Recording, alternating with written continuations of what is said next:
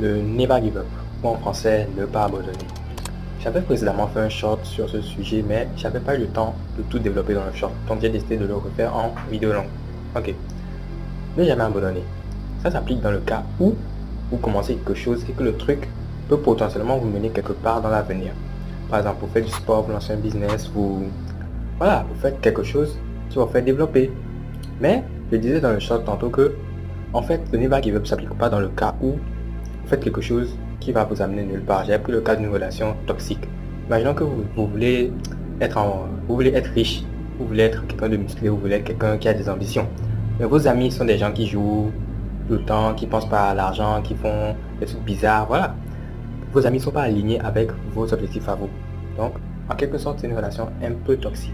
Parce que vous avez des objectifs, mais votre entourage n'a pas les mêmes objectifs que vous.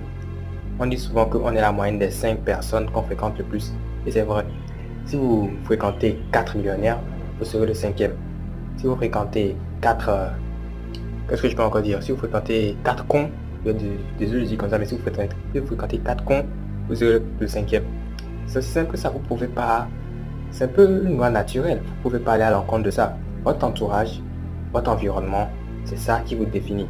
Donc, choisissez le bon environnement. Dans ce cas-ci où on considère que vos amis ne sont pas les personnes qui vont vous mener vers vos objectifs ou bien vos ambitions ne coordonnent pas avec celles de vos amis, alors là, vous devez appliquer le give up. Vous devez abandonner de ces amis et trouver de nouveaux amis qui ont les mêmes ambitions que vous. Alors là, vous allez naturellement vous pousser vers vos objectifs. Aussi simple que ça. Autre exemple que je peux donner dans cette thématique, imaginez que vous êtes en train d'apprendre un métier et que ce métier ne sera plus demandé sur le marché à cause de l'arrivée peut-être des intelligences artificielles.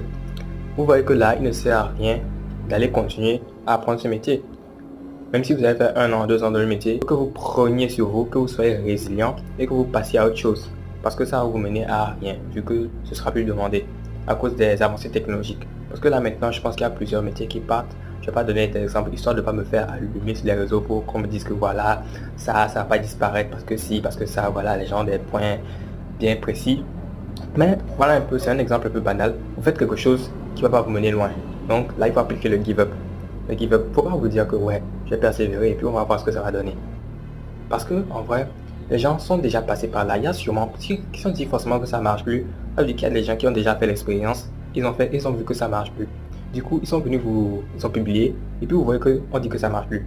Mais les gars, c'est que sûrement ça ne va plus marcher. Peut-être qu'il y aura des gens qui vont dire ça juste pour enlever de la concurrence le marché. Mais il faut que vous analysiez personnellement. Vous-même, vous devez faire votre propre analyse du truc pour voir si le truc qu'on vous dit est vrai ou faux. Bon, en résumé, ce que je voulais vous dire dans cette vidéo, c'était que quand vous faites quelque chose et que bon, vous arrivez à un moment où ça devient compliqué, voilà, il y a plus de concurrence, plus de difficultés, vous arrivez, en fait, c'est que vous êtes à un niveau très avancé. Très avancé, pourquoi? Parce que vous avez eu des difficultés. Une fois que vous aurez passé ces difficultés, voilà, vous serez à l'aise.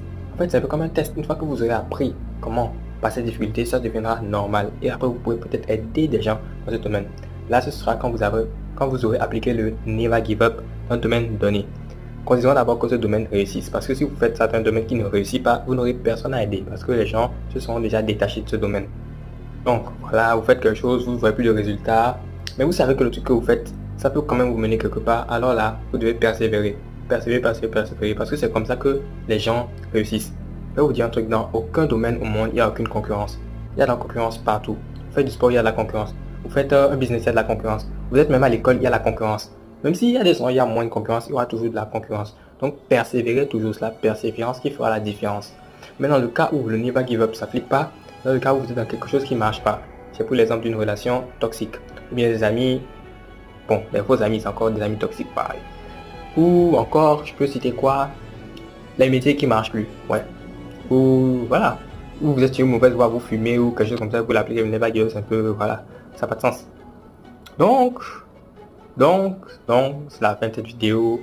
N'hésitez pas à vous abonner, à liker, vous savez ce que vous avez à faire. On se retrouve à la prochaine vidéo.